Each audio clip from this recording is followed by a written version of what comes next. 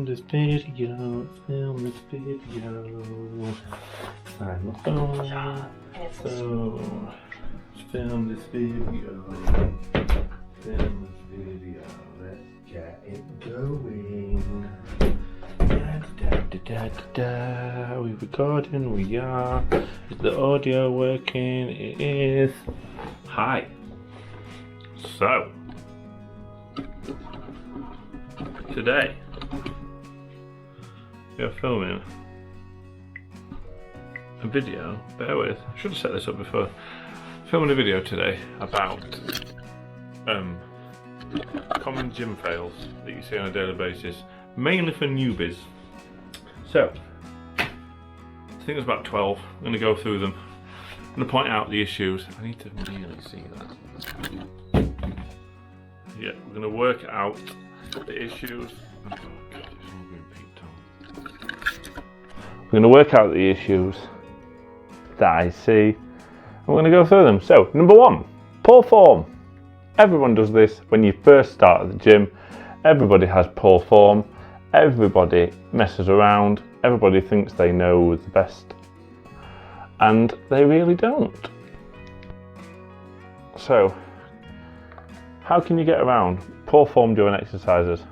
Squatting, deadlifting. One of these ways is to hire a trainer. There's life and fitness plans that's the description box on my website if you want help. Hire a proper trainer. I'm not saying forever. Hire someone to train you in the proper 4 compounds or the proper lifts, so therefore you have the foundation knowledge.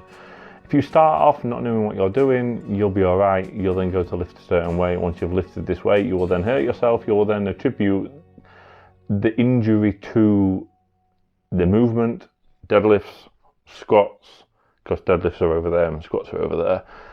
Not the fact that you're doing it really bad form. You won't know you're doing really bad form until after a few months, and then you'll go to do something. Oh, my lower back's hurting, my lower back's sore, and then you'll hurt yourself. Sort your form out. Form first, weight second. Not warming up properly. So I find you can not warm up enough and you can warm up too much. All depends on what you're training for. If you're training for 1 rep, you want to be as warm as possible but not tired. You want to be as fresh as you can be for the lift. And if you can be just warm enough, you're going to be the strongest. Depends if you're not going for that. If you're just going for reps, then you'll warm up as you go along. But it's important to make sure you are properly warm before you start lifting heavy stuff. Overtraining and not allowing enough rest, that's another one. So, I'm a big believer in when you are training, listening to your body. Your body's got a very clever way of telling you things. If you aren't feeling great, don't do it.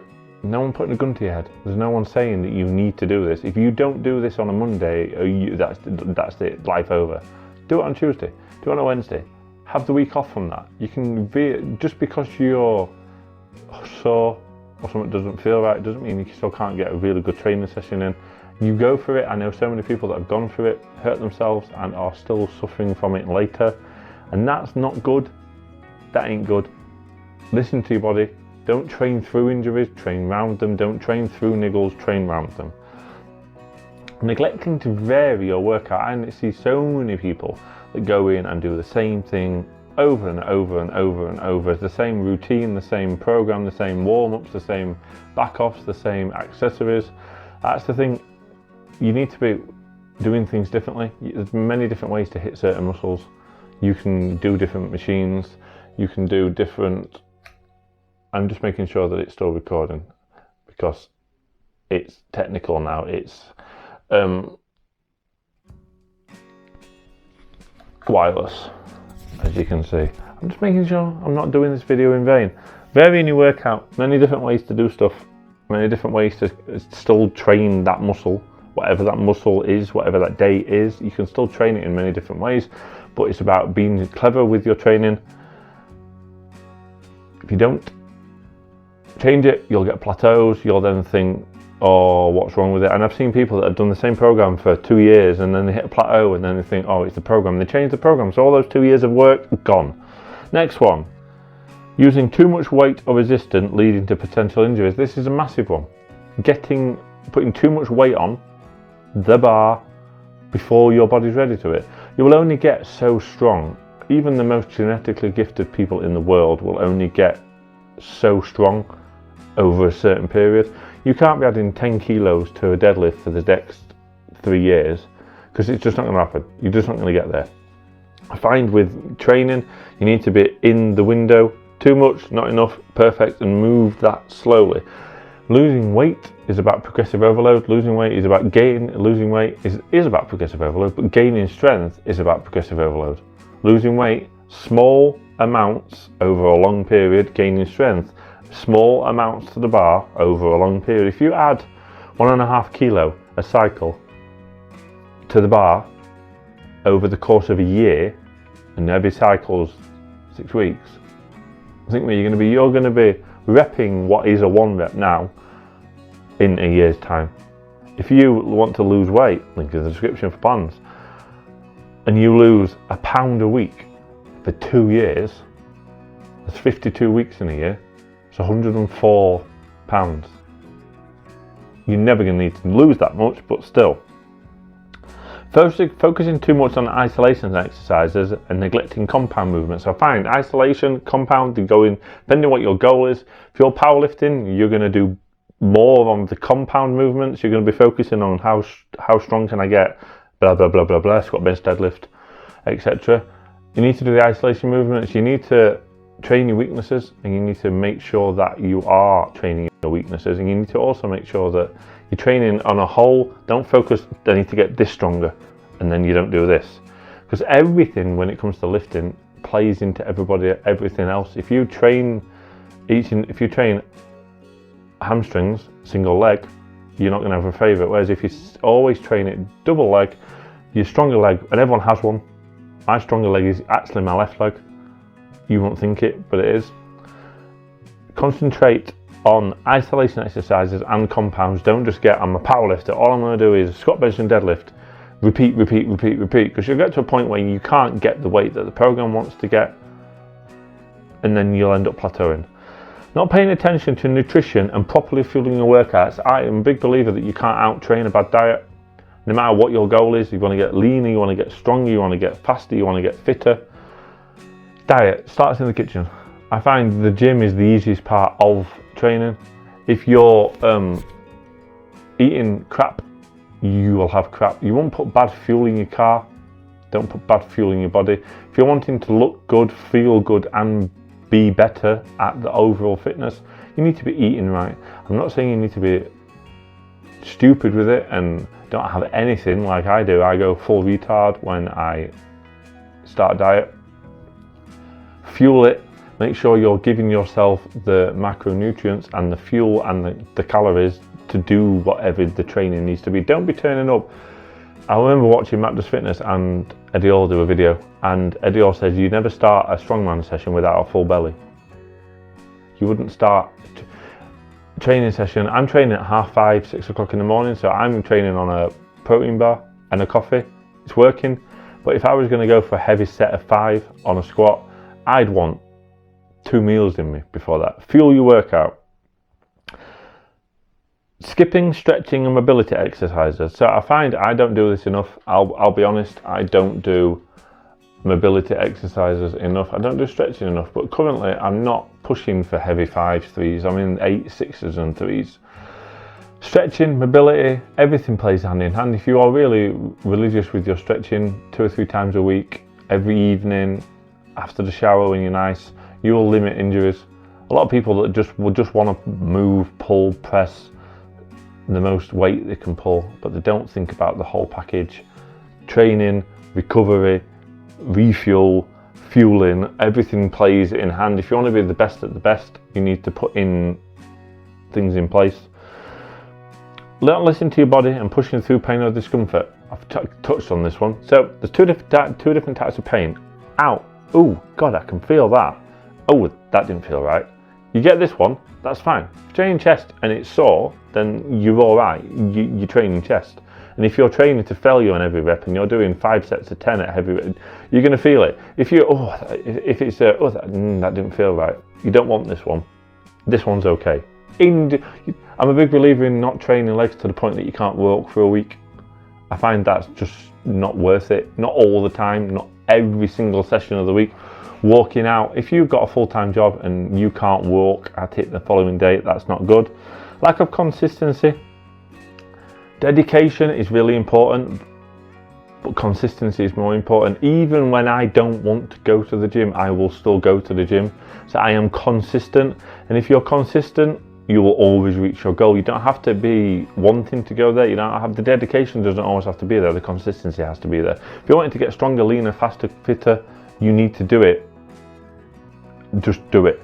Like with diets, get a diet that doesn't feel like a diet. If you're eating food and going, well, this is really nice, or you're getting to tea and thinking, I can't wait to have tea, then you're in a good place. You will then do it for 3, 4, 5, 6 months, and you won't think about, oh God, I've got to eat this again. Oh, I've got to eat this. I find that with any fitness. If you're having a protein shake and every time you're about to drink it, you know it's not nice, like the vegan ones that I've tried on this channel. If you know they're not very nice, you're not going to want to drink them. Best protein out there, I find my Protein Clear Whey. It does taste like juice. It's gorgeous. I've even in summer, it's not summer today, summer's that way by the way, winter's that way. Make a load of protein, put it in your fridge, put it on ice before you go out for the day. It's beautiful, honestly, it's really nice. And I'm lactose intolerant and I can drink it, so something's going on there. Not having a program or a form of forward progression. This is really important. I find if you're going to take time out of your day, whether it be in the morning, the evening, the afternoon, it's going to take time to go to the gym and pay for a gym membership and go down that route. You need to be reaching for somewhere. You need to have a goal in mind, whether that I want to lift this weight by the end of the year, I want to look like this, I want to be able to run this in this time, I want to be able to cycle this in this time, I want to be able to do this endurance thing by the end. You need to have a goal. A goal is the key. Goal will keep you pushing. If you can keep pushing and you've got that goal in your mind, like for holiday, I wanted to lean down. I didn't eat anything bad all the way up to holiday and I felt amazing on holiday. Now I'm cutting down again for things that are going to happen, videos that are coming out, that life is, we're going to take a massive change coming up. I don't want to be fat, so I'm changing that. I'm kind of training my body at the moment to be on lower calories, so then when this job comes around and I'm not doing what I am doing, and I am on lower calories, it's not I can't do it. And get a program. Now I'm not saying I'm not saying let me train you, I'm not saying that. Some form of program. You can find really good strength programs on your Apple App Store, Play Store. There are many strength ones out there that the formula works, but I find they're good, but they're a blanket thing. They're one program for everybody. Having a custom plan to you will play to your strengths and play to your weaknesses, will get your weaknesses stronger and keep your strengths high. So get a program and have forward progression. And then the last one, and I find this is the most important one, have fun. You see there's a lot of misinformation across the world with coming fitness that you need to do it this way and this is important, and if you're not doing it like this, it's wrong. Just have fun. Just have fun, enjoy it. If the gym becomes your hobby, you will always be training, and I find that's really important. If you enjoy it, and I love it, I get up at 5, half 4, 2:45 in the morning to go to train, to edit videos. I find if you enjoy something, you're more likely to stick it out. If I enjoy YouTube and everything that comes with it, put aside that I'm not making any money on it, put aside that not a lot of people are getting to see it at the moment because YouTube's not pushing it, I enjoy doing it. I enjoy this process. I find it's the same with anything. Having a plan,